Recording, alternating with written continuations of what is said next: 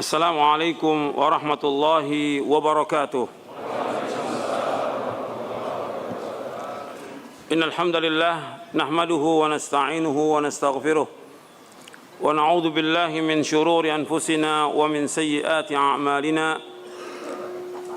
Man yahdihillahu fala mudilla lahu wa may yudlil fala hadiya lahu.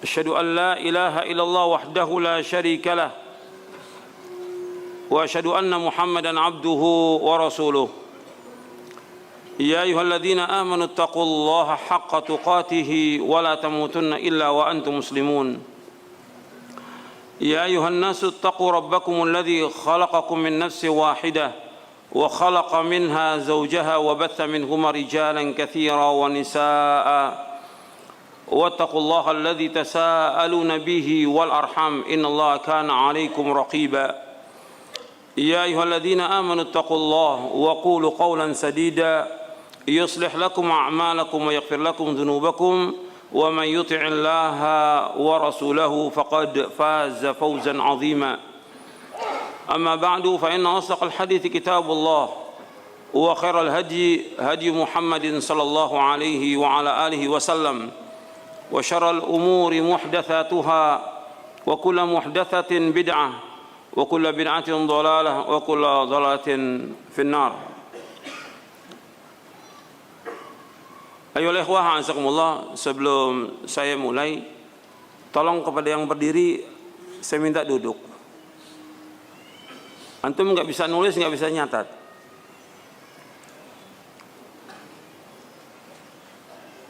Nggak bisa antum ngaji sambil berdiri. Tolong duduk, yang di belakang juga duduk. Antum duduk bisa buka bukunya, bisa buka kitabnya, bisa mencatat. Kalau sambil berdiri nggak bisa.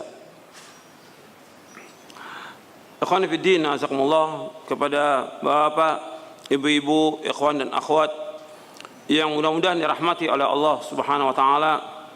Alhamdulillah kita bersyukur kepada Allah Subhanahu wa taala atas segala nikmat yang Allah karuniakan kepada kita, nikmat Islam, nikmat iman, nikmat sehat, nikmat afiah. Nikmat dijauhkan oleh Allah dari berbagai macam malapetaka. Nikmat diberikan hidayah di atas Islam dan sunnah. Nikmat diberikan oleh Allah Subhanahu wa taala hidayah taufik untuk selalu dan senantiasa menuntut ilmu syar'i. Ikhwani fid din, azakumullah, kita wajib bersyukur atas semua nikmat. Dan nikmat yang Allah karuniakan kepada kita sangat banyak dan tidak akan dapat kita hitung. Dan kita bersyukur diberikan oleh Allah Subhanahu wa ta'ala hidayah di atas Islam dan sunnah yang merupakan nikmat yang paling besar yang wajib kita syukuri dari semua nikmat yang ada yang Allah karuniakan kepada kita. Nikmat ini lebih utama dari seisi bumi seluruhnya, Islam dan sunnah. Kalau kita ditakdirkan oleh Allah kita nggak punya apa-apa, menjadi orang yang fakir dan miskin, nggak punya apa-apa, tapi kita diberikan hidayah di atas Islam dan sunnah, itu lebih nikmat dari semua yang ada di muka bumi. Makanya itu harus betul-betul kita pegang teguh, berpegang kepada Islam dan sunnah, berpegang kepada Quran wa sunnah ala fahmi salaf. Ini wajib, dan ini jalan yang membawa manusia kepada keselamatan, kepada ketenangan, kepada cahaya, kepada keberkahan, kepada keridhaan Allah, dan akan membawa manusia ke sorga. Jalan ini yang harus kita tempuh. Jalan ini yang kita akan terus kaji di mana-mana tentang tauhid, tentang akidah. Ini harus terus diulang ribuan kali karena banyak kaum muslimin yang tidak paham tentang ini. Karena kajian-kajian yang ada banyak yang sifatnya umum, kajian umum. Kalau kajian umum hatta 10 tahun orang nggak paham apa-apa, hanya senang hadir. Tapi dengan kajian akidah itu membahas sesuatu yang paling asas, yang paling mendasar, yaitu yang berkaitan tentang keyakinan seorang mukmin kepada Allah Subhanahu wa taala, kepada rasul-rasulnya, kepada Rasulullah SAW, kepada kitabnya, kepada arkanul iman yang 6 dan kepada arkanul Islam dan yang lainnya yang berkaitan dengan masalah-masalah yang gaib dan yang lainnya. Ini wajib diyakini dan kita harus paham. Karena kalau kita nggak paham, bagaimana kita akan melaksanakan ibadah kepada Allah dengan sebenarnya? Karena keyakinan-keyakinan yang ada di masyarakat, banyak keyakinan-keyakinan yang rusak, keyakinan yang menyimpang dari akidah Ahlussunnah wal Jamaah, keyakinan yang kalau tidak diingatkan dan terus demikian dan mereka mati dalam keadaan syirik, nggak akan diampuni dosanya oleh Allah Taala. Makanya ikhwan fillah, azakumullah, kita mengkaji tentang akidah ini, meskipun sudah pernah dikaji, harus terus diulang. Jadi nggak cukup sekali, 2 kali, 100 kali nggak cukup, ribuan kali. Kalau antum lihat dakwahnya Nabi Nuh alaihi salatu wassalam, berapa tahun? 950 tahun. Siang dan malam Nabi Nuh mendakwakan dakwah tauhid, mengajak umatnya untuk mengucapkan kalimat la ilaha illallah, untuk memahami tentang kalimat ini, untuk mengamalkan kalimat ini dan melaksanakan konsekuensi kalimat ini. Demikian juga para anbiya war rusul yang sesudahnya, semuanya demikian. Makanya dakwah ini harus terus dijalankan kepada siapa aja, kepada semua manusia, kepada orang awam, kepada para pejabat, kepada para penguasa, kepada pengusaha, kepada orang miskin, kepada orang kaya, semua dakwanya sama. Dakwah tauhid. Dakwah mengajak orang untuk takut kepada Allah Subhanahu wa taala. Ini dakwah yang sebenarnya.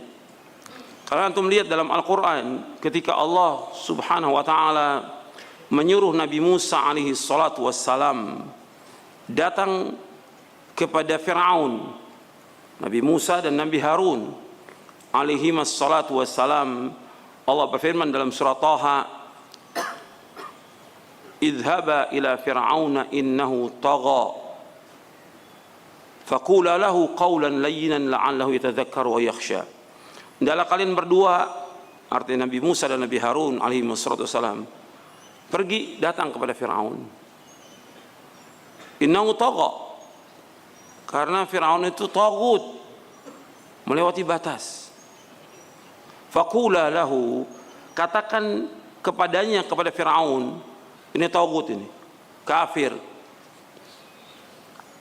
orang yang paling jahat di muka bumi ini. Allah menyuruh Nabi Musa dan Nabi Harun mengatakan, faqula lahu qawlan layyina, katakanlah kepada Fir'aun itu perkataan yang lemah lembut, bukan yang kasar. Kemudian la'allahu yatadhakkaru aw yakhsha, agar dia itu ingat kepada Allah dan takut kepada Allah. Jadi dakwah ini mengajak orang agar manusia ini takut kepada Allah. Takut kepada Allah. Kalimat qaulan layyinan, sebagian mufassirin mengartikan dengan ucapkan kalimat-kalimat yang menyentuh hati dia. Sebagian lagi seperti perkataan Ikrimah dan juga yang lainnya, artinya ajak dia untuk mengucapkan kalimat la ilaha illallah. Ajarkan Fir'aun untuk mengucapkan kalimat la ilaha illallah, agar dia ingat kepada Allah dan takut. Makanya yang perlu saya ingatkan kepada antum sebagai talabatul ilm, kepada seluruh yang hadir, ikhwan dan akhwat, semuanya perhatikan bahwa kita nuntut ilmu ini agar kita takut kepada Allah. Itu antum harus ingat itu. Bukan sekedar ngaji, bukan sekedar nuntut ilmu, bukan sekedar hadir dalam pengajian, tapi bagaimana ilmu yang dikaji dalam setiap kajian itu membuat kita takut kepada Allah Subhanahu wa taala. Maka dikatakan oleh Imam Ahmad bin Hanbal, sebagaimana dinukil oleh Imam Ibn Rajab Al-Hambali dalam kitabnya Fadlu Ilmi Salaf, kata Imam Ahmad bahwa yang dikatakan ilmu khasyatullah, ilmu itu takut kepada Allah. Tujuan kita menuntut ilmu ini bukan untuk kebanggaan, bukan untuk pamer, bukan untuk riya, bukan untuk mencari dunia, bukan. Tapi bagaimana kita menuntut ilmu, kita takut kepada Allah. Tumbuhkan itu, takut kepada Allah. Dan juga membersihkan hati kita. Makanya Nabi Musa disuruh oleh Allah datang kepada Fir'aun dalam surah An-Nazi'at. Apa katanya? Faqul hallaka ila an tazakka wa ahdiyaka ila rabbika fatakhsha. Maukah aku tunjuki engkau untuk membersihkan hati kamu, Karena Firaun sombong, supaya bersih hatinya dengan masuk dalam agama Islam ini. Faqul hal laka ila an tazakka wa ahdiyaka ila rabbika fatakhsha. Antum bisa lihat dalam surah An-Nazi'at. Jadi Nabi Musa mendakwakan Firaun agar bersih hatinya, dan tugas para anbiya wa rasul alaihi wasallam di samping menyampaikan wahyu Allah Taala, mereka juga membersihkan hati manusia. Dan tugas Nabi Muhammad sallallahu alaihi wasallam di samping mengajarkan Quran dan Sunnah, yaitu apa? Membersihkan hati manusia. Ini penting nih, dalam dakwah ini penting. Makanya Allah menyebutkan tentang nikmat yang paling besar diutusnya Nabi Muhammad SAW, yaitu apa? Membersihkan hati manusia. Sambil mengajarkan Quran. Allah menyebutkan dalam surah Ali Imran, surah yang ketiga ayat 164. Allah berfirman, laqad mannallahu 'alal mu'minina idz ba'atsa fihim rasulan min anfusihim yatlu 'alaihim ayatihi wa yuzakkihim wa yu'allimuhumul kitaba wal hikmah wa in kanu min qablu lafi dhalalin mubin. Dalam surah Ali Imran surah 3 ayat 164. Sungguh Allah telah memberikan nikmat yang besar kepada siapa? Kepada kaum mukminin. Tatkala Allah mengutus kepada mereka seorang dari mereka yang membacakan kepada mereka ayat-ayatnya dan membersihkan hati mereka dan mengajarkan kepada mereka Al-Quran dan Sunnah, dan sungguh mereka sebelum itu sungguh-sungguh dalam kesesatan yang nyata. Di situ Allah menyebutkan apa? Membersihkan hati manusia. Makanya ketika kita nuntut ilmu ini, usahakan nuntut ilmu itu membersihkan hati kita, bukan sekedar nuntut ilmu. Bagaimana penyakit-penyakit ego, penyakit sombong, penyakit serakah, penyakit bakhil, penyakit dengki, penyakit iri itu hilang dari hati kita. Harus kita berusaha untuk membersihkan hati. Kalau tidak, sampai kapan? Dan apa manfaatnya antum ngaji? Antum dulu ngaji ilmu, ngaji berapa kitab antum baca, tapi hati ini nggak bersih, kotor, dengki pada orang, selalu benci pada orang, suudzon kepada orang, serakah kepada dunia, gak ada manfaatnya pengajian itu. Yang kedua, membuat kita ini takut kepada Allah. Kan Allah menyuruh Nabi Musa, faqul hal laka ila an tazakka wa ahdiyaka ila rabbika fatakhsha. Aku tunjukin engkau kepada Allah agar engkau takut kepada Allah. Timbul rasa takut kita kepada Allah. Bukan ngaji tetap aja masih berbuat maksiat, masih makan riba, masih muamalah yang nggak benar. Berarti nggak ada asar pengajian itu. Mesti ada asar takut kepada Allah SWT. Takut. Makanya antum nuntut ilmu seperti itu, usahakan. Bagaimana nuntut ilmu ini membersihkan hati kita, dan nuntut ilmu ini membuat kita takut kepada Allah Subhanahu Wa Taala. Antum lihat para anbiya wa rusul di dalam Al-Quran, apakah di surah Al-An'am, di surah Al-A'raf, di surah Az-Zumar dan yang lainnya, Allah menyebutkan, nabi-nabi ini menyebutkan kepada kaumnya, inni akhafu alaikum adzab yaumin azim. Sesungguhnya aku takut kepada kalian azab Allah yang sangat pedih nanti pada kamu. Agar dia takut kepada Allah. Bahwa kita sekarang ini nuntut ilmu untuk menuju kepada sorga, jangan sampai kita masuk neraka. Takut kepada Allah. Kita mengharap dengan kita nuntut ilmu membawa kita ke sorga. Tentunya harus ada konsekuensi dalam nuntut ilmu ini. Bukan sekedar belajar, duduk, membaca, tapi harus ada bagaimana kita konsekuensi dalam nuntut ilmu, mengamalkan ilmu ini. Hak Allah kita penuhi dan hak manusia kepenuhi. Takut kita kepada Allah Taala. Maka Nabi-Nabi mengatakan, aku takut kepada kalian azab Allah nanti di hari kiamat. Kita juga harus takut kepada Allah. Karena Nabi selalu mengingatkan iman kepada Allah dan iman kepada yaumul akhir. Bahwa kita pasti akan kembali kepada Allah. Pasti. Kita pasti mati. Kita pasti akan kembali kepada Allah. Kita pasti akan dihisab. Dan kita pasti akan ditanya tentang apa yang kita lakukan di muka bumi. Benar atau salah. Makanya ilmu itu dikatakan oleh Abdullah bin Mas'ud radhiyallahu anhu. Sebagian diriwayatkan oleh Imam Ahmad dalam kitabnya Az-Zuhd. Kata Abdullah bin Mas'ud radhiyallahu anhu, laisal ilmu bikathratir riwayah walakinnal ilma al khasyatu. Ilmu itu bukan banyaknya riwayat, tapi ilmu itu bagaimana takut kita kepada Allah. Bukannya banyak meriwayatkan, tapi bagaimana takut kepada Allah. Jadi kita harus betul-betul dengan mengkaji agama Islam ini tambah takut kepada Allah. Penting ini dalam kita terus mengkaji, mengaji, timbul rasa takut. Makanya Allah menyebutkan tentang para ulama yang benar. Sebab ulama ada dua, ada ulama yang benar, ada ulama su. Ulama su.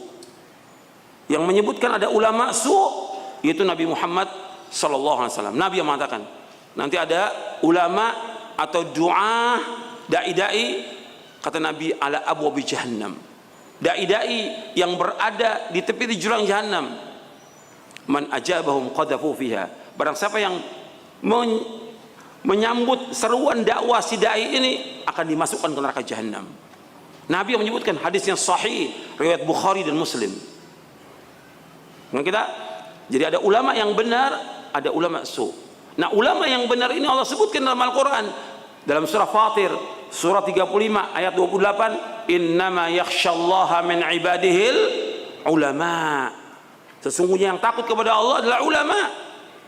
Artinya ulama yang benar, ulama-ulama yang menegakkan tauhid, ulama-ulama yang menegakkan akidah yang benar, ulama-ulama yang mengajak manusia kepada Quran wa sunnah ala fahmi salaf, ulama yang menjelaskan kepada umat ini bagaimana beribadah kepada Allah dan benar, dengan benar, ulama-ulama yang melarang manusia dari berbuat syirik dan bid'ah, ulama yang takut kepada Allah. Itu yang Allah sebutkan dalam Al-Quran dalam surah Fatir surah 35 ayat 28, innama yakhsyallaha min ibadihil ulama. Sesungguhnya orang-orang yang takut kepada Allah adalah para ulama.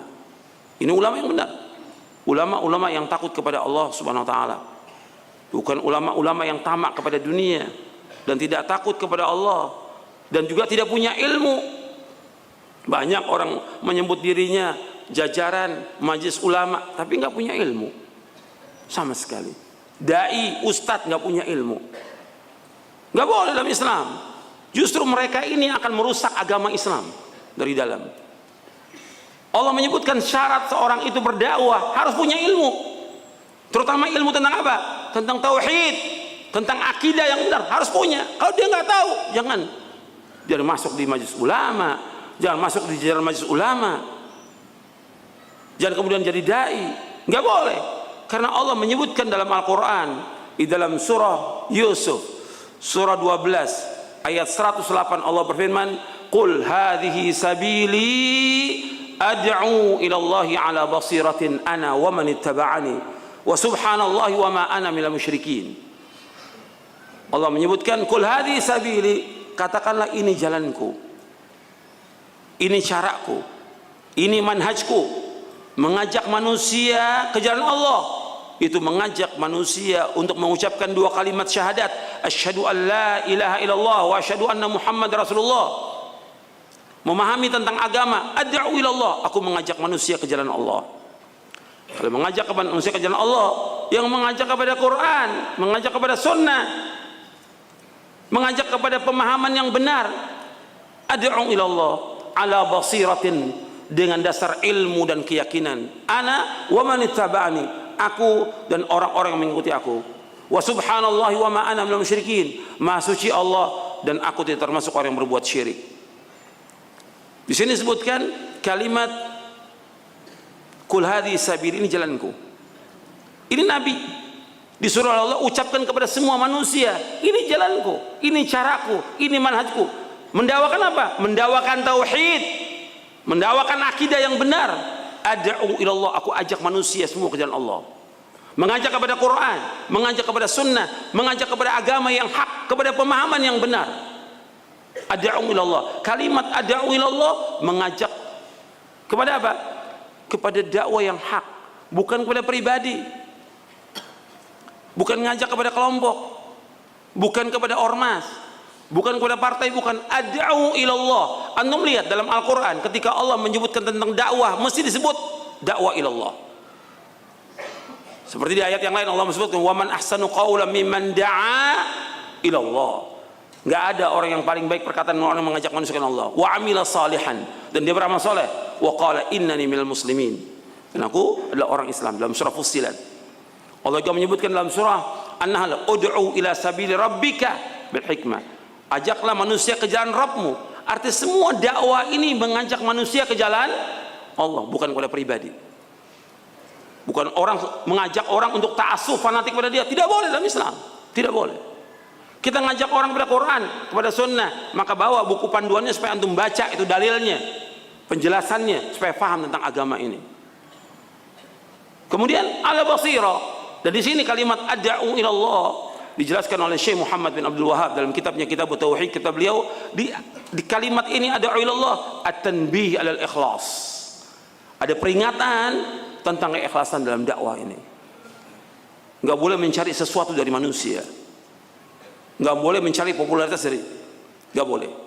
Tapi dakwah ikhlas karena Allah, mengajak manusia semata-mata karena Allah.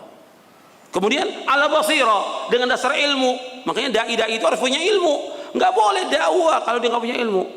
Ada sebagian dai bahasa Arab juga nggak bisa. Gimana mau dakwah? Nggak boleh, nggak berhak dia berdakwah, nggak bisa bahasa Arab. Gimana dia memahami Quran? Bagaimana memahami Sunnah? Semua kitab kita berbahasa Arab. Dia nggak ngerti usul tentang akidah, nggak ngerti. Hanya bawa kitab syarah akidah, lalu dia nggak ngerti bahasa Arab. Asal bawa aja kitab syarah akidah. Untuk apa? Supaya jelas, waduh saya udah belajar nih, muridnya Ustadz Yazid nih. Padahal belajar juga enggak, talaki juga enggak, duduk di majelis juga enggak. Cuma kan keren, kitabnya tebel gini, tebel, sehingga murid-muridnya geleng-geleng kepala. Lah nggak bisa bahasa Arab, nggak bisa bahasa Arab. Saya bilang, orang tanya gimana Ustadz, itu bukan murid saya itu, nggak bisa apa-apa. Akhirnya kan nanti rusak.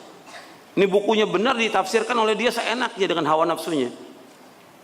Karena nggak bisa orang tanpa ilmu berdakwah. Dijelaskan oleh Syekhul Islam Taimiyah, dijelaskan oleh Ibnu Qayyim al-Jauziyah, dijelaskan oleh Syekh bin Baz, Syekh Albani, Syekh Utsaimin rahimahullah. Nggak boleh dan nggak punya hak seorang berdakwah tanpa ilmu. Dia harus belajar. Berapa tahun belajar? Ya lebih dari 10 tahun belajar. 10 tahun dengan buku-buku bahasa Arab dia kaji itu. Baru manfaat, baru dia sampaikan, bukan kepandaian retorika, bukan, nggak boleh. Dan ini yang banyak, akhirnya menyesatkan umat.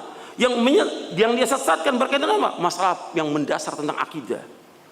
Dan ini terjadi di tengah-tengah kaum muslimin, yang dikatakan ustadz atau kiai atau dai, banyak menyesatkan kaum muslimin.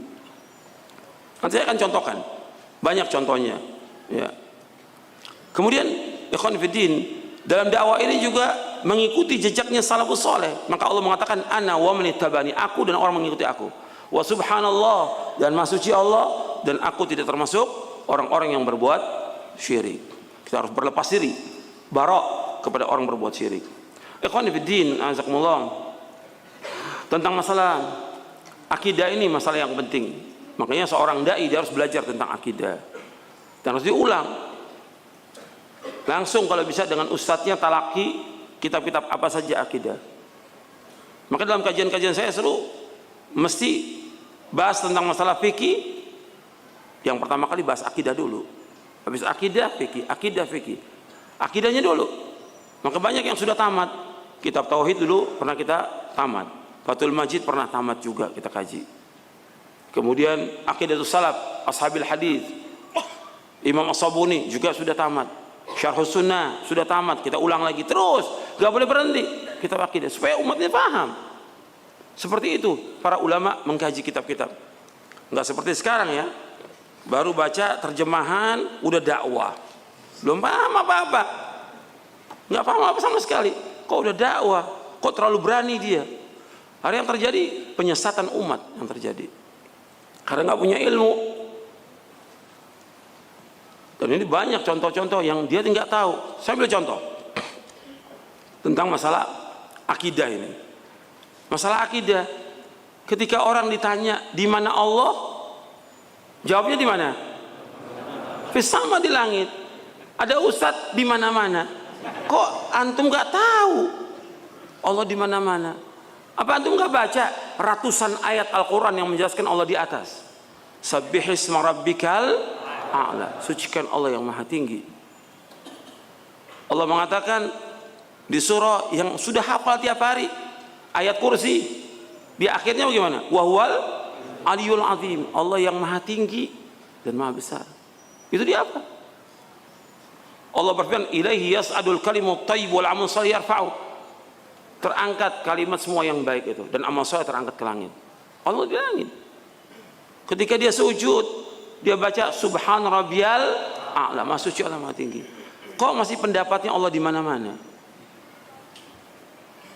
Ini yang seperti ini merusak akidah. Ini pemahaman ini sesat dan kufur. Sesat dan kufur. Mengatakan Allah di mana-mana. Enggak boleh. Allah mengatakan dalam Al-Qur'an, Allah yang mengatakan di 7 ayat Allah mengatakan, yaitu Allah istiwa di atas arsy. Dalam surah Taha Allah berfirman, Ar-Rahmanu 'ala arsy istawa. Allah Ar-Rahman istiwa di atas arsy. Dan kalau ada orang di majelis ulama mengatakan Allah di mana-mana, berarti nggak belajar dia, nggak paham tentang agama ini, tentang akidah yang mendasar. Allah ratusan ayat Allah sebutkan dalam Al-Quran, Allah di atas langit. Sampai Nabi Muhammad SAW mengatakan kepada seorang jariyah, ada di buku ini, di syarah akidah ini, Aina Allah, di mana Allah? Fis sama, di langit. Wa man ana, siapa aku? Anta Rasulullah, engkau Rasulullah. Kata Rasulullah SAW, a'tiqha fa innaha mu'minah, merdekakan dia karena seorang mukmin. Hadis ini sahih diriwayatkan Imam Muslim dan yang lainnya, sahih di sini. Arti Nabi sampai bertanya di mana Allah, dijawab di langit. Enggak boleh jawab di mana-mana, enggak boleh. Dan Allah istiwa di atas arsy. Dan arsy ini adalah makhluk. Nah, ada ustadz mengatakan arsy itu enggak tahu makhluk atau bukan. Ya makhluk. Allah Rabbul Arsyil Azim. Allah Rabb arsy yang maha agung. Rabb itu cuma satu Allah. Berarti seluruhnya yang ada di langit dan bumi semuanya adalah makhluk. Sampai ada ustaz bingung, arsy ini Rabb apa bukan? Makhluk atau bukan? Dia makhluk. Berarti nggak belajar. Ini ustaz nih, nggak belajar akidah. Sampai arsy nggak tahu. Arsy betul makhluk Allah yang paling besar. Dari seluruh makhluk ini yang paling besar arsy Allah. Langit yang 7, bumi yang 7 kecil. Kalau diumpamakan arsy itu seperti tanah padang pasir yang sangat luas, 7 langit 7 bumi seperti gelang yang dilemparkan di tengah padang pasir. Maka yang memikul arsy Allah Subhanahu wa taala adalah malaikat, yang jarak telinga malaikat itu sampai pundaknya sejauh 700 tahun perjalanan. Satu malaikat yang memikul arsy Allah, jaraknya antara pundak malaikat itu sampai ke telinga malaikat jaraknya 700 tahun baru sampai. Besarnya arsy Allah Taala. Makanya Allahu Akbar, Allah yang maha besar. Kita wajib mengagungkan Allah Taala. Dengan belajar akidah ini kita akan mengagungkan Allah Taala, akan takut kita kepada Allah, akan tambah cinta kita kepada Allah, akan tambah harap kita kepada Allah, dan juga kita akan tambah amal-amal kita kepada Allah Taala. Kemudian juga kesalahan yang lain, seperti orang mengatakan bahwa disuruh, kan menjelang Ramadan ini banyak orang nyekar ya, ziarah ke kubur-kubur dan juga ke kubur-kubur wali. Dalam Islam nggak ada ziarah kubur, itu dianjurkan dalam Islam, dianjurkan. Nabi bersabda sallallahu alaihi wasallam, kuntu nahaitukum an ziyaratil kubur fazuruha fa innaha tudzakkirukumul akhirah. Sesungguhnya aku pernah melarang kalian untuk ziarah kubur. Sekarang ziarah kubur, karena ziarah kubur mengingatkan kepada akhirat. Dianjurkan oleh ziarah kubur. Tujuan ziarah kubur pertama mengucapkan salam. Yang kedua mendoakan mereka, karena mereka butuh doanya orang yang hidup. Yang ketiga apa? Yang ketiga supaya kita ingat kepada mati, ingat kepada akhirat. Begitu. Bukan ziarah kubur kemudian minta kepada orang tua. Ada kan menjelang Ramadan rame-rame ziarah kubur orang tua, minta maaf. Kok minta maaf orang tua? Udah meninggal, nggak ada manfaatnya minta maaf. Antum doa kepada Allah agar Allah mengampuni kedua orang tua antum. Tapi minta maaf ke kuburan nggak ada. Apalagi sampai minta-minta kepada penghuni kubur, karena ini wali. Kan banyak tuh ziarah kubur wali, wali songo atau yang lainnya, minta di sana. Ini perbuatan syirik atau tidak syirik? Syirkun akbar. Syirkun akbar. Karena mereka mempunyai i'tiqad, keyakinan, akidah bahwa orang-orang yang sudah mati itu bisa memberikan manfaat, bisa menolak bahaya. Ini keyakinan ini benar atau tidak? Tidak benar. Orang yang hidup aja nggak bisa memberikan manfaat. nggak bisa menolak bahaya, apalagi dia sudah mati. Allah berfirman, antum lihat di surah Yunus, di surah yang ke-10 ayat 106 dan 107. Allah berfirman, wala tad'u min dunillahi ma la yanfa'uka wa la yadurruka fa in fa'alta fa innaka idzam minadh dhalimin. Allah berfirman di dalam surah Yunus di ayat 106, wala tad'u min dunillahi ma la yanfa'uka wa la yadurruk fa in fa'alta fa innaka idzam minadh dhalimin. Jangan kamu berdoa, jangan kamu beribadah, jangan kamu minta kepada selain Allah yang tidak bisa memberikan manfaat dan tidak bisa menolak bahaya. Fa in fa'alta fa innaka idzam minadh dhalimin. Kalau engkau lakukan juga maka engkau termasuk orang-orang yang zalim. Artinya zalim di sini apa? Syirik, musyrikin. Kemudian di ayat 107-nya Allah berfirman, wa iyamsaskallahu bidurrin fala kashifa lahu illa hu wa yuridka bi khairin fala radda li fadlihi yusibu bi man yasha'u min ibadihi wa huwal ghafurur rahim. Apabila Allah menimpakan kepada kamu bahaya, nggak ada yang bisa menghilangkan bahaya kecuali hanya Allah. Bahaya itu apa aja? Apa penyakit, petaka, musibah, kefakiran, bencana, atau apa aja? Nggak bisa menghilangkan bahaya itu kecuali hanya Allah saja. Wa yuridka bi khairin, apa Allah menghendaki kebaikan, fala radda li fadlihi, tidak ada yang dapat menolak karunia-Nya. Yusibu biman yasha'u min ibadihi, Allah mengenakan kebaikan itu kepada siapa yang Allah kehendaki dari hamba-hambanya. Wa huwal ghafurur rahim, dan Allah itu Maha Pengampun dan Allah itu Maha Penyayang. Jadi Allah menyebutkan di sini nggak boleh berdoa, nggak boleh meminta, nggak boleh beribadah kepada selain Allah. Apakah itu patung, pohon, batu, kubur, matahari, bulan, atau apa aja, nggak boleh.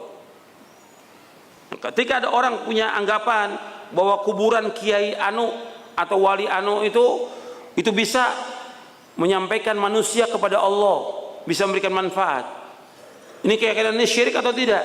Syirik.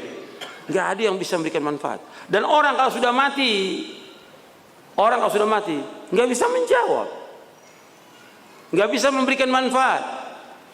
Bahkan Allah mengatakan nggak bisa mendengar. Seandainya pun mendengar, nggak bisa menjawab dan nggak bisa mengabulkan doa. Bagaimana mengabulkan doa? Yang punya hak mengabulkan doa siapa? Allah. Makanya Allah berfirman, ud'uni astajib lakum innal ladzina yastakbiruna ibadati sayadkhuluna jahannam dakhirin. Allah mengatakan, berdoalah kepadaku, aku akan kabulkan doa kalian. Orang-orang yang sombong beribadah kepadaku, mereka akan masuk neraka jahanam dengan terhina. Jadi disuruh berdoa kepada Allah. Wa qala rabbukum ud'uni astajib lakum. Allah berfirman di dalam surah Al-Mu'min atau surah Ghafir, surah 40 ayat 60. Wa qala rabbukum ud'uni astajib lakum innal ladzina yastakbiruna ibadati sayadkhuluna jahannam dakhirin. Berdoalah kalian kepadaku, kata Allah, aku akan kabulkan doa kalian. Sesungguhnya orang-orang yang sombong dari beribadah kepadaku, mereka akan masuk neraka jahanam dalam keadaan terhina. Nah, keyakinan berdoa kepada selain Allah ini masih ada di tengah-tengah kaum muslimin. Buktinya mereka masih mencari jalan untuk ziarah ke kubur wali. Perhatikan ya, saya tidak melarang orang ziarah kubur karena Nabi membolehkan ziarah kubur. Perhatikan itu. Yang diperselisihkan oleh para ulama tentang perempuan boleh ziarah kubur atau tidak. Sebagian ulama mengatakan perempuan tidak boleh ziarah kubur, sama sekali nggak boleh. Itu pendapat orang-orang Najd, artinya ulama Najd, nggak boleh sama sekali. Adapun yang lain mengatakan boleh, tapi nggak boleh sering-sering. Ini pendapat yang kedua, ini kuat, boleh tapi nggak boleh sering-sering. Nah sekarang ziarah kubur sudah saya jelaskan. Nah yang nggak boleh ziarah ke kubur tertentu seperti kubur wali atau kiai atau habib atau yang lain, yang dia punya keyakinan bahwa kubur itu bisa memberikan manfaat, bisa menolak bahaya, bisa melariskan dagangan, bisa membuat dia enteng jodohnya, atau membuat dia bisa sembuh penyakit, atau bisa naik jabatan.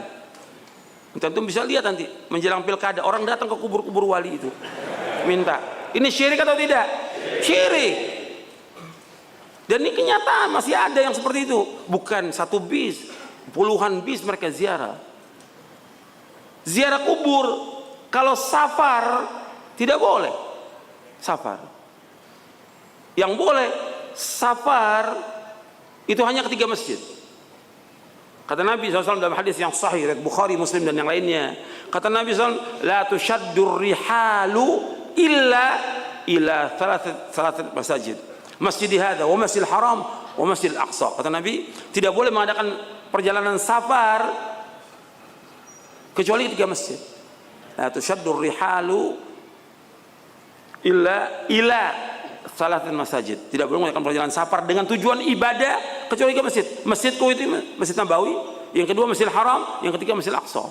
Artinya kita niat safar ke sana, kita ingin ibadah dengan sholat yang wajibnya, kalau kita Masjidil Haram dengan kita umroh dan yang lainnya, dan juga kita melaksanakan ibadah-ibadah yang lain yang sesuai dengan sunnah, itu mendapatkan ganjaran yang besar. Kalau Masjid Nabawi sekali sholat mendapatkan 1000 kali dari masjid yang lain seluruh dunia. Kalau Masjidil Haram sekali kita sholat sama dengan 100.000 kali dari seluruh masjid yang ada seluruh dunia ini. Kalau Masjidil Aqsa 250 kali. Itu boleh ke masjid. Adapun masjid yang lain seluruh dunia semua sama. Nggak ada perbedaan.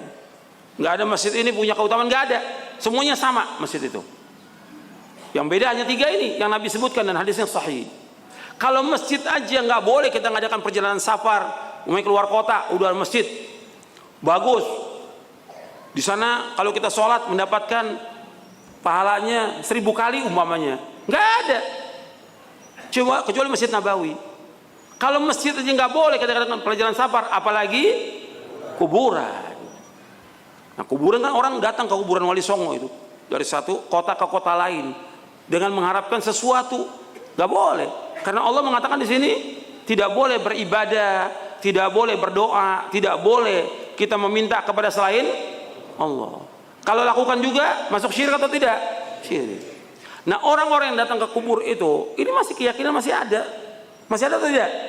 Masih jutaan diyakini oleh kaum muslimin. Dan tokohnya para ustadz, para kiai ini punya keyakinan bahwa itu bisa memberikan manfaat, bisa menolak bahaya, bisa mudahkan urusan, sampai nangis di sana. Bahkan ada yang tawaf di sana, ada yang sampai cium-cium kuburannya. Ini terjadi, waqi' nyata. Allah sebutkan orang yang beribadah kepada selain Allah, apakah itu kuburan atau patung atau yang lain, mereka nggak bisa menjawab. Antum lihat dalam surah Fatir. Antum lihat. Kita ini bicara tentang akidah, supaya lurus akidah kita, supaya kita nggak salah. Ini contoh-contoh yang saya sebutkan. Antum lihat di surah Fatir, surah 35, ayat 13, ayat 14, 13 akhir. Allah berfirman, "Walladzina tad'una min dunihi ma yamlikuna min qitmir, in tad'uhum la yasma'u du'aakum." Walau sami'u mastajabu lakum wa yawmal qiyamati yakfuruna bisyirkikum wa la yunabbi'uka mithlu khabir. Orang-orang yang kalian berdoa kepada selain Allah, mereka tidak memiliki meskipun hanya setipis kulit ari. Arti korma itu, kalau korma itu butir korma dibuka, itu di bijinya itu ada yang tipis namanya kulit ari, kitmir. Orang-orang yang kalian berdoa kepada nggak punya apa-apa, nggak bisa menciptakan apa-apa. Yang bisa menciptakan hanya Allah SWT. Yang memberikan rezeki hanya Allah. Yang mengatur alam semesta hanya Allah. Yang memiliki langit dan bumi hanya Allah SWT. Yang kalian berdoa kepada Allah, nggak bisa. Mereka nggak punya apa-apa. Kalau kita berdoa meminta sesuatu, mesti kepada yang punya. Kalau yang nggak punya, nggak bisa memberikan sesuatu. Allah yang punya segala sesuatu, kita minta kepada Allah. Tapi orang-orang yang berdoa kepada selain Allah, mereka nggak punya, meskipun hanya setipis kulit ari. In tad'uhum la yasma'u du'aakum. Kalau kalian berdoa kepada mereka, mereka nggak mendengar doa mereka. Orang-orang di kubur dengar nggak? Nggak dengar dia. Kalau kita disuruh ucapkan salam, karena syariat Nabi menyuruh untuk ucapkan salam. Tapi kalau dia mendengar doa kita, nggak bisa kita memperdengarkan kepada mereka.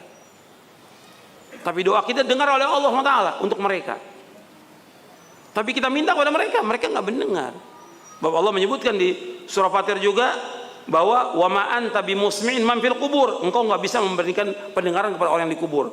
Di ayat 22-nya, ayat 22. Wa ma anta bimusmi'in man fil kubur, engkau nggak bisa memberikan pendengaran kepada orang yang dikubur. Artinya nggak bisa dengar orang yang dikubur itu. Allah yang mengatakan demikian dalam surah Fatir ini.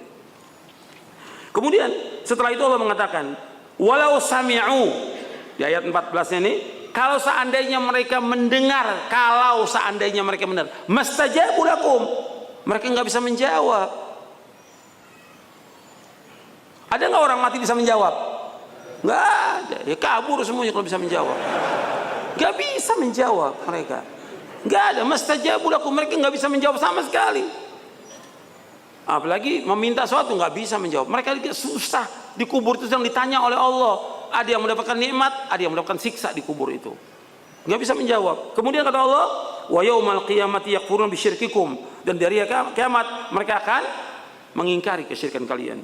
Wa la yunabbi'uka mithlu khabir. Nggak ada yang bisa mengabarkan seperti Allah yang Maha Pemberi kabar. Ini baru 2 contoh ya. Masih banyak lagi keyakinan kaum muslimin yang akidahnya rusak ini. Mereka menyembah, mengagungkan, mengkeramatkan patung, kubur, batu, pohon, dan lainnya. Ini syirik besar. Ada juga perusak akidah yang lain, yaitu mereka berlebihan kepada orang-orang soleh, sampai kuburnya disembah seperti yang tadi saya contohkan. Kemudian juga praktek-praktek sihir masih banyak di Indonesia ini, dukun-dukun, paranormal. Ini akidah di antara kaum muslimin masih percaya. Dan anehnya lagi, si dukun dipanggil oleh orang kita apa? Kiai. Dukun dibilang kiai. Atau habib atau yang lain. Kalau dukun, ini dia sudah mengerjakan perbuatan yang kufur kepada Allah. Apalagi kalau dia tukang sihir, hukumannya di zaman Umar bin Khattab dipenggal lehernya. Tukang sihir itu. Mendatangi dukun nggak boleh, hukumnya haram. Orang mendatangi dukun nggak diterima sholatnya berapa hari? 40 hari. Kemudian juga orang percaya juga pada jimat-jimat. Ini keyakinan ini. Dan masih banyak lagi, ya, keyakinan kepada orang-orang yang sudah mati juga masih banyak. Baik itu tawassul maupun tabarruk. Mereka menganggap barokah tentang kuburnya atau yang lainnya. Ya khana fiddin, azakumullah, kita mengkaji tentang akidah Ahlussunnah wal Jamaah ini supaya lurus, karena banyak orang mengaku dia akidahnya Ahlussunnah wal Jamaah. Tapi kalau kita lihat bukan Ahlussunnah wal Jamaah. Yang ada apa? Ahlul Furqah wal Bid'ah. Ahlussunnah itu orang mengikuti sunnah. Ternyata kalau kita lihat ngaku di Ahlussunnah wal Jamaah mengikuti sunnah atau tidak? Tidak, nggak mengikuti sunnah. Yang diikuti bid'ah. Jamaah, mereka juga nggak ikut jamaah, nggak ikut para sahabat. Justru mereka mengikuti dari guru-gurunya, kiainya, yang mereka taklid kepadanya. Dalam Islam nggak boleh. Yang kita ikut dalil dari Quran dan Sunnah. Nggak boleh taklid kepada mereka yang menjadikan mereka sebagai Tuhan selain Allah. Itu nggak boleh. Ikhwan fiddin, azakumullah. Kita akan mengkaji tentunya kitab ini besar ya, Syarah Aqidah Ahlussunnah wal Jamaah. Pembahasannya butuh tahunan ini. Saya akan jelaskan dari muqaddimah dulu supaya antum juga paham tentang akidah ini.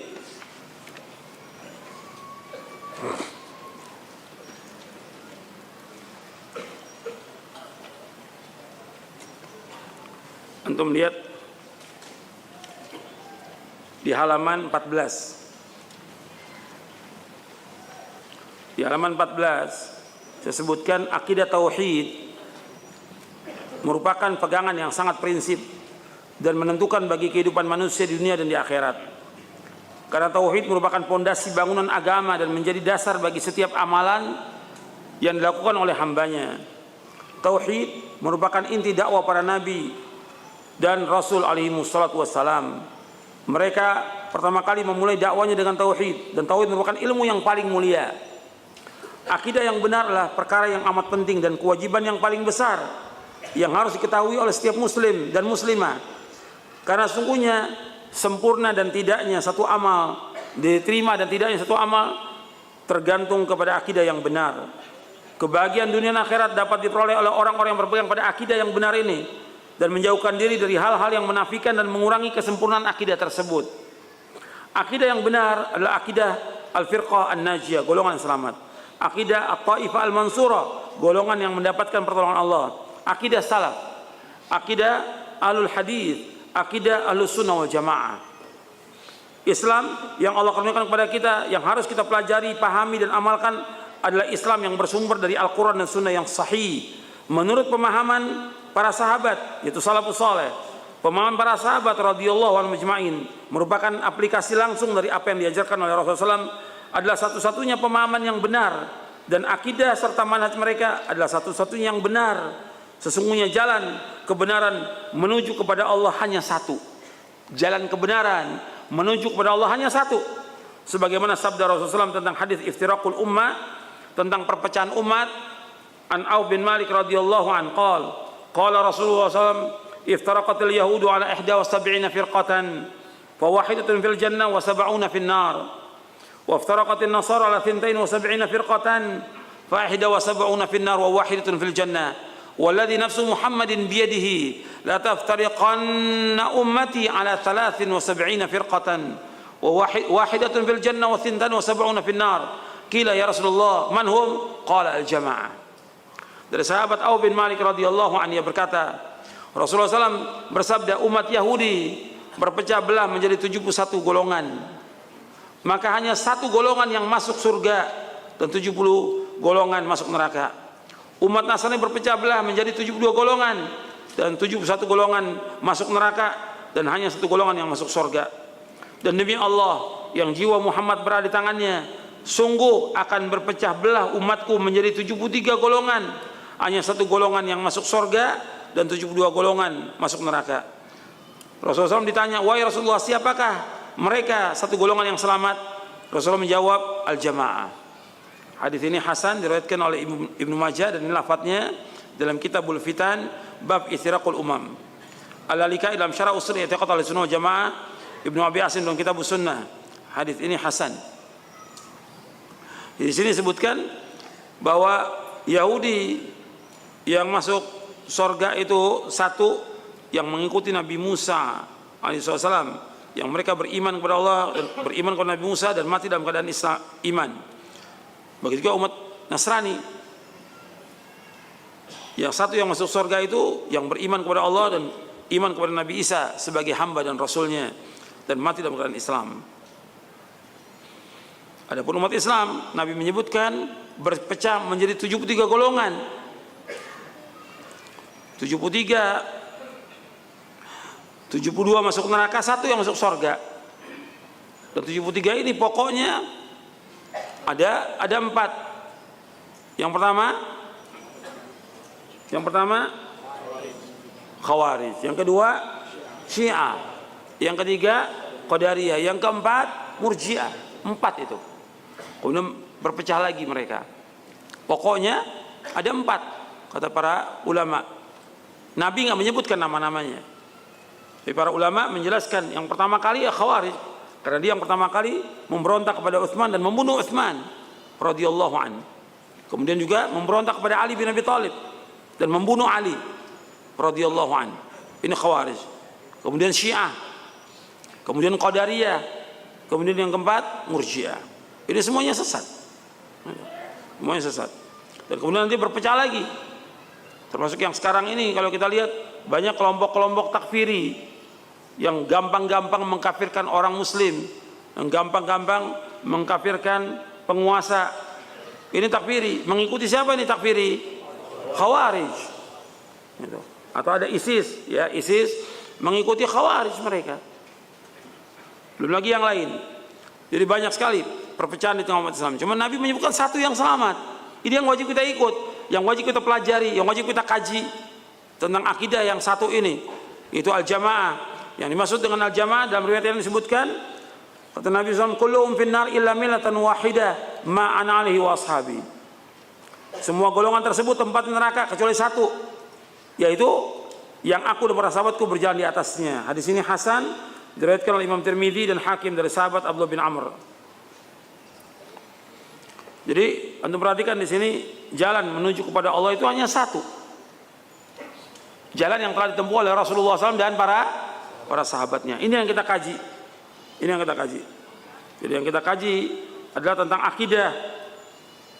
Karena para nabi dan rasul alaihimus salatu wassalam mengajak umatnya untuk mentauhidkan Allah. Antum lihat di halaman 20.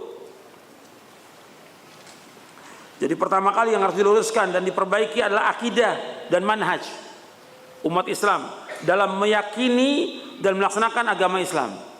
Saya ulangi, tolong dengarkan baik-baik. Pertama kali yang harus diluruskan dan diperbaiki adalah akidah dan manhaj umat Islam dalam meyakini dan melaksanakan agama Islam. Apa yang dikatakan manhaj? Anda lihat di footnote-nya itu. Manhaj artinya jalan atau metode. Dan manhaj yang benar adalah jalan hidup yang lurus dan terang dalam beragama menurut pemahaman para sahabat radhiyallahu majma'in. Syekh Dr. Shalih bin Fauzan Al-Fauzan menjelaskan antara akidah dan manhaj. Beliau berkata manhaj lebih umum daripada akidah. Manhaj diterapkan dalam akidah, suluk, akhlak, muamalah dan dalam semua kehidupan seorang muslim. Setiap langkah yang dilakukan oleh seorang muslim dikatakan manhaj. Adapun akidah yang dimaksud adalah pokok iman, makna dua kalimat syahadat dan konsekuensinya, inilah akidah. Jadi ini harus kita perbaiki. Kerusakan di tengah-tengah umat Islam banyak. Dalam masalah politik, dalam masalah ekonomi, dalam masalah segala macam, ibadah, masalah akhlak, muamalah, akidah, manhaj. Yang didahulukan yang mana yang diperbaiki? Yang didahulukan yang di mana yang diperbaiki? Kerusakan umat ini sudah banyak dari segi politik, ya, segi akidah, segi muamalah, segi ibadah, dari akhlak dan yang lainnya. Ini rusak. Tapi yang paling rusak, yang paling mendasar diperbaiki yang mana dulu? Akidah. Jadi yang diperbaiki apa? Akidah, bukan pilkada, akidah. Perhatikan tuh, yang diperbaiki apa? Akidah, bukan pilkada, akidah. Itu yang diperbaiki. Dan manhaj umat Islam, cara beragamanya mereka. Cara beragama yang diperbaiki mereka ini. Bagaimana cara mereka beragama? Itu yang diperbaiki. Karena kalau kita cara beragama macam-macam di umat Islam ini. Dan banyak mereka campur adukan yang bukan dari agama dimasukkan ke agama. Begitu juga tentang ibadah, mereka masukkan yang bid'ah-bid'ah. Dan keyakinan dalam kehidupan kepada khurafat dan segala macam banyak sekali. Ini harus dibersihkan. Karena apa? Nabi SAW meninggalkan umat Islam ini dalam keadaan putih bersih. Nggak ada bercak-bercak syirik, nggak ada bercak-bercak khurafat, nggak ada bercak-bercak bid'ah, nggak ada penyimpangan, lurus Nabi tinggalkan agama ini. Nabi bersabda SAW, taraktukum ala mithlil bayda lailuha kanahariha la yazighu anha ba'di illa halik. Kata Nabi SAW, aku tinggalkan kalian agama ini putih bersih, putih bersih, malamnya seperti siangnya. Barang siapa yang berpaling dari yang putih bersih ini, dia pasti binasa, pasti binasa. Hadis ini sahih diriwayatkan oleh Imam Ibnu Abi Asim dalam kitabnya As-Sunnah. Jadi dan juga Ibnu Majah meriwayatkan hadis ini. Nabi tinggalkan putih bersih. Makanya kita lihat, kita lahir dalam kondisi udah campur aduk agama ini, nggak murni, campur aduk. Makanya kita harus membersihkan dengan menjelaskan kepada umat, ini yang benar, ini yang salah. Nggak bisa orang mengatakan, ya kalau Ustadz jelaskan yang benar aja. Ya nggak bisa, nggak tahu kalau yang salah yang mana. Dalam Islam ada dua. Ada apa? Perintahnya di Quran apa? Walaqad ba'atsna fi kulli ummatin rasulan an i'budullah. Terus apa? Wajtanibut taghut. Sungguh kami tahu terus pada setiap umat seorang rasul, setiap rasul dakwanya beribadah kepada Allah. Apa cukup beribadah kepada Allah? Enggak cukup. Harus apa? Meninggalkan tagut. Dua ini harus jalan. Kalau antum sering menyebutkan amar ma'ruf, lanjutnya apa? Nahi mungkar. Apa ada amar ma'ruf apa? Amar ma'ruf aja ada? Enggak ada, dua-duanya jalan. Amar ma'ruf, nahi mungkar. Karena orang ketika kita bahas tentang ini, kesalahan-kesalahan, Ustadz suka nyinggung orang. Saya nggak nyinggung orang. Menjelaskan agama ini supaya diamalkan oleh manusia dengan benar. Kalau kita nggak jelaskan, orang nggak tahu tentang kesyirikan. Jadi nggak benar. Makanya Allah menyebutkan dan juga Nabi menyebutkan kalimat la ilaha illallah, la ma'budu bihaqqin illallah. Tidak ada yang disembah dengan benar kecuali Allah. Di sini ada dua rukun. Yang pertama apa? Nafi. Yang kedua isbat. Artinya kita wajib mengingkari semua yang disembah selain Allah dan kita wajib menetapkan ibadah kepada Allah. Makanya Nabi Ibrahim alaihissalam sebagai imamul hunafa, imamnya orang yang hanif, Nabi Ibrahim alaihissalam mengatakan kepada bapaknya dan kepada kaumnya, langsung berlepas diri, menolak semua yang disembah kepada selain Allah. Ibrahim mengatakan, wa idh qala Ibrahimu li abihi wa qaumihi innani bara'um mimma ta'budun illa alladhi fatarani fa innahu sayahdin wa ja'alaha kalimatan baqiyatan fi aqibi la'allahum yarji'un.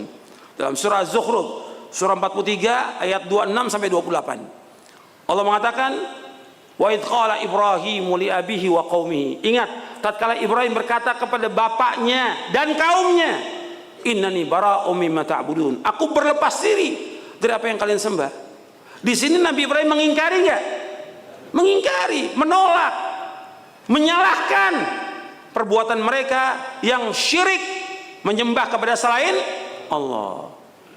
Setelah dicatatkan oleh Ibrahim di depan bapaknya dan umatnya, innani bara'um mimma ta'budun illa alladzi fatarani, kecuali zat yang satu yang menciptakan aku, itu Allah. Karena mereka kaum musyrikin mengaku yang menciptakan siapa? Allah, kecuali satu. Fa innahu sayahdin, Allah akan menunjuki aku. Yang berhak menunjuki manusianya Allah. Guru, ustadz, kiai dan yang nggak bisa menunjuki manusia, apalagi sudah mati. Yang bisa menunjuki manusia hanya Allah. Fa innahu sayahdin. Maka Allah katakan, wa ja'ala kalimatan baqiyatan fi aqibihi la'allahum yarji'un. Allah jadikan ini kalimat la ilallah, kalimat yang kekal pada maksudnya agar mereka kembali kepada kalimat ini. Itu surah Az-Zukhruf surah 43 ayat 26 sampai 28. Di dalam dakwah itu, di samping mengajak orang kepada tauhid, kita juga wajib menjelaskan kepada mereka yang menyimpang dari tauhid. Makanya ada amar ma'ruf nahi mungkar. Kalau ada orang dakwanya amar ma'ruf saja, benar atau salah? Salah. Salah. Penyimpangan ini. Harus ada nahi mungkar. Justru yang paling besar ganjaran di sisi Allah nahi mungkar. Yang paling besar ganjaran nahi mungkar, mengingkari kemungkaran. Seperti kita menjelaskan orang berbuat syirik, orang datang ke dukun, kita jelaskan ini pengingkaran yang kita sampaikan, mudah-mudahan didengar oleh mereka dan mereka sadar dan tobat kepada Allah Ta'ala. Ini pengingkaran harus ada. Justru ini pengingkaran ini paling besar ganjarannya. Sampai Nabi mengatakan, inna qauman yu'tauna mithla ujuri awwalihim yunkirunal munkar, kata Nabi. Ada satu kaum di tengah umat Islam ini yang diberikan ganjaran Allah seperti generasi pertama. Apa yang dilakukan? Mengingkari kemungkaran. Mengingkari, hadis ini diriwayatkan oleh Imam Ahmad dalam musnadnya. Mengingkari kemungkaran. Makanya ikhwan fillah, dakwah ini di samping menjelaskan akidah dan manhaj, juga menjelaskan tentang penyimpangan-penyimpangan akidah dan juga manhaj yang menyimpang. Makanya Allah menyebutkan dalam ayat ini, kita perhatikan tuh. Di surah An-Nahl ayat 36. Wa laqad ba'atsna fi kulli ummatin rasulan an i'budullaha wa ijtanibut taghut faminhum man hadallahu wa minhum man haqqat 'alaihi ad-dhalalah fasiru fil ardi fanzuru kaifa kana 'aqibatul mukadzibin. Sungguh kami tahu pada setiap umat seorang rasul. Setiap rasul dakwanya an i'budullah, hendaklah beribadah hanya kepada Allah saja. Wa ijtanibut taghut, dan jauhkan taghut. Faminhum man hadallahu, di antara mereka ada yang Allah berikan petunjuk. Wa minhum man haqqat 'alaihi dhalalah, di antara mereka ada yang tetap dalam kesesatan. Fasiru fil ardi, berjalanlah di muka bumi. Fanzuru, perhatikanlah kaifa kana aqibatul mukadzibin, bagaimana akibat orang-orang yang mendustakan para rasul. Ini surah An-Nahl surah 16 ayat 36. Anda perhatikan ya ikhwan fillah, azakumullah. Di sini Allah menyebutkan dua dakwanya para nabi dan para rasul alaihi wasallam, dua rukunnya. Rukun pertama, an i'budullah, ngajak orang beribadah kepada Allah, mentauhidkan Allah, mengajak kepada akidah yang benar, mengajak kepada pemahaman yang benar, mengajak kepada manhaj yang benar, mengajak manusia kepada Quran wa sunnah ala fahmi salaf,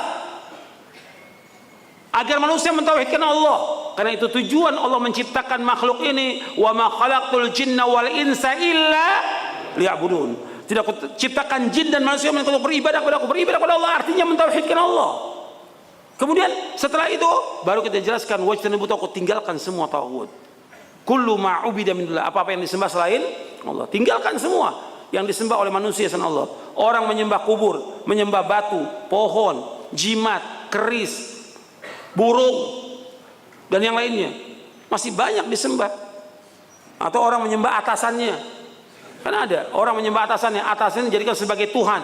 Atau sudah waktunya sholat, kalau atasannya bilang berangkat, nggak sholat dia. Hari ini nggak boleh puasa, nggak puasa mereka. Atasannya dijadikan sebagai Tuhan. Ada nggak di Indonesia? Ada, dan banyak seperti itu. Ini harus diingatkan. Bisa matinya dalam keadaan syirik, kufur kepada Allah. Kalau nggak diingatkan nggak akan tahu. Atasan sama semuanya, kita wajib mentaati, tapi nggak boleh taat dalam berbuat maksiat kepada Allah. La ta'ata li makhluqin fi ma'siyatillah. Nggak boleh taat kepada makhluk dan berbuat maksiat kepada Allah. Yang terjadi sekarang, atasan dianggap segala-galanya, takut kepada atasan. Mesti dia takut kepada Allah dan harapnya kepada Allah, bukan kepada manusia. Manusia nggak punya apa-apa. Manusia nggak punya neraka. Manusia nggak punya sorga. Manusia nggak punya pahala. Manusia nggak punya ganjaran. Manusia nggak bisa memberikan hidayah. Yang bisa memberikan hidayah adalah Allah SWT. Yang bisa memberikan rezeki hanya Allah. Manusia tidak. Kita nggak kerja di tempat itu, nggak ada masalah. Masih banyak lapangan pekerjaan. Tapi menjadikan atasan sebagai Tuhan ini terjadi di kita di Indonesia. Terjadi. Atasan segala-galanya sebagai Tuhannya dia. Nggak boleh dalam Islam. Ini harus Anda perhatikan lagi. Ini harus koreksi nih. Akidah yang nggak benar ini. Ini akidah, berkaitan dengan akidah ini. Merusak tauhid. Ini. Atasan dijadikan sebagai Tuhan. Sampai dia sembah atasannya. Karena apa? Ya cuma ngarepin gaji. Nggak seberapa gajinya dia. Nggak boleh. Dia tetap wajib kita hormati. Aturannya dilaksanakan. Tapi nggak boleh melanggar syariat Allah. Nggak boleh untuk berbuat dosa dan maksiat kepada Allah. La ta'ata li makhluqin fi ma'siyatillah. Nggak boleh taat kepada makhluk yang berbuat maksiat kepada Allah. Kemudian ikhwan fillah, jazakumullah, kita bahas tentang pengertian akidah Ahlussunnah wal Jamaah. Karena tadi saya sebutkan ada orang-orang yang ngaku dia Ahlussunnah wal Jamaah, tapi kita lihat akidahnya jauh dari akidah Ahlussunnah wal Jamaah.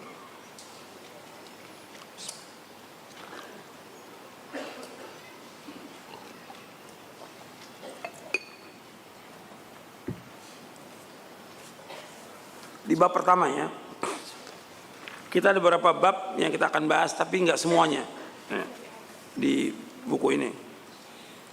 Tentang definisi akidah dulu. Di bab pertama di halaman 27, antum lihat halaman 27. Pengertian akidah Ahlussunnah wal Jamaah. Definisi akidah. Al-aqidah menurut bahasa Arab etimologi berasal dari kata al-aqdu yang berarti ikatan, atau thiqu yang berarti kepercayaan atau keyakinan yang kuat. Al-ihkam wal-ihkam yang artinya mengokohkan, menetapkan, dan arabtu biquwwah yang berarti mengikat dengan kuat. Sedangkan menurut istilah yang umum, akidah iman yang teguh dan pasti yang tidak ada keraguan sedikit pun bagi orang yang meyakininya. Jadi akidah Islamiyah adalah keimanan yang teguh dan bersifat pasti kepada Allah dengan segala pelaksanaan kewajiban bertauhid dan taat kepadanya, beriman kepada malaikat-malaikatnya, rasul-rasulnya, kitab-kitabnya, hari akhir, takdir baik dan buruk, mengimani seluruh apa-apa yang telah sahih tentang prinsip-prinsip agama, perkara-perkara yang gaib, beriman kepada apa yang menjadi ijma', konsensus dari salafus saleh, serta seluruh berita yang qat'i, yang pasti baik secara ilmiah maupun secara amaliyah yang telah ditetapkan menurut Al-Quran dan Sunnah yang sahih serta ijma' salafus saleh. Jadi akidah ini lebih luas. Akidah ini lebih luas. Ada juga sering dibahas tentang tauhid, ya. Tauhid. Bedanya kalau tauhid itu pembahasannya berkaitan tentang rububiyah, uluhiyah, asma dan sifat. Dan akidah ini merupakan awal yang pertama untuk dikaji, maka dibahas di kitab-kitab pembahasan tentang tauhid, yaitu tentang rububiyah, uluhiyah, asma wa sifat. Dijelaskan oleh sebagian masyayikh tentang al-farqu bainal aqidah wa tauhid. Anna tauhid minal aqidah bal wa uswal awwal wa ra'su alladhi la yumkinu an taquma bihi wa huwa ma yata'allaqu billahi ta'ala uluhiyatan wa rububiyatan wa asma'an wa sifat.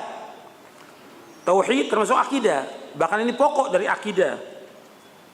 Dan pokoknya yang enggak mungkin akan tegak akidah tanpa tauhid. Dan ini berkaitan dengan Allah, berkaitan dengan uluhiyah, rububiyah dan asma wa sifat. Fat tauhidu akhassu min al-aqidah. Tauhid lebih khusus daripada akidah. Wal aqidatu a'ammu min at-tauhid. Dan akidah itu lebih umum dari tauhid. Jadi ini disebutkan tentang akidah, dan pembahasan akidah seperti yang tadi saya sebutkan. Pembahasan tentang akidah ini mencakup semuanya. Artinya tentang iman kepada Allah, kepada malaikat, kepada rasul-rasulnya, kepada kitab-kitabnya, kepada yaumul akhir, kepada qada dan qadar baik dan buruk. Lebih luas kajian tentang akidah itu. Kalau tauhid lebih khusus. Dan tauhid itu dibagi oleh para ulama menjadi 3, rububiyah, uluhiyah, asma wa sifat. Bukan sesuatu yang baru, bukan. Tapi berikan istiqra untuk memudahkan. Untuk memudahkan. Dan Allah menyebutkan di dalam Al-Quran, antum lihat tentang 3 macam ini dalam surah Maryam di ayat 65. Allah menyebutkan dalam surah Maryam, Rabbus samawati wal ardi wa bainahuma fa'bud wastabir li'ibadatihi hal ta'lamu lahu samiyya. Di surah Maryam surah 19 ayat 65 Allah berfirman, Rabbus samawati wal ardi wa ma bainahuma fa'budhu wastabir li'ibadatihi hal ta'lamu lahu samiyya. Artinya Allah yang memiliki langit dan bumi dan di antara keduanya, maka beribadahlah kepadanya dan sabarlah dalam beribadah kepadanya. Apakah engkau tahu ada yang sama dengan Allah? Artinya enggak ada satupun yang sama dengan Allah. Di sini disebutkan kalimat Rabbus samawati wal ardi wa bainahuma berkaitan dengan tauhid apa di sini? Tauhid apa? Rububiyah. Allah Rabb, pemilik langit dan bumi dan antara keduanya. Ini rububiyah. Kemudian yang kedua, fa'budhu wastabir li'ibadati, berkaitan dengan tauhid apa? Uluhiyah. Beribadah kepada Allah dan sabarlah dalam beribadah kepadanya. Ini tauhid al-uluhiyah. Hal ta'lamu lahu samiyya, apakah ada yang sama dengan Allah? Berkaitan dengan tauhid apa di sini? Asma wa sifat. Bahwa enggak ada satupun yang sama dengan Allah. Laisa kamitslihi syai'un wa huwas samiul basir. Enggak ada satupun yang sama dengan Allah, dan Allah Maha mendengar dan Allah itu Maha melihat. Allah juga berfirman, walam yakun lahu kufuwan ahad. Enggak ada satupun yang sama dengan Allah. Enggak ada yang setara dengan Allah, enggak ada yang sebanding dengan Allah Subhanahu wa taala. Jadi akidah itu, tauhid ini dibagi menjadi 3, rububiyah, uluhiyah, asma wa sifat, untuk memudahkan, untuk penjelasan, bukan penambahan yang baru dalam agama, bukan ibadah juga, bukan. Artinya sekedar menamakan untuk memudahkan kita memahami. Paham tidak? Makanya kadang-kadang ada orang-orang yang memang hidupnya sudah penuh dengan bid'ah, penuh dengan penyimpangan. Sekarang dicari apa kesalahan ini, salaf apa kesalahannya. Oh, ini bagi tauhid jadi 3. Salaf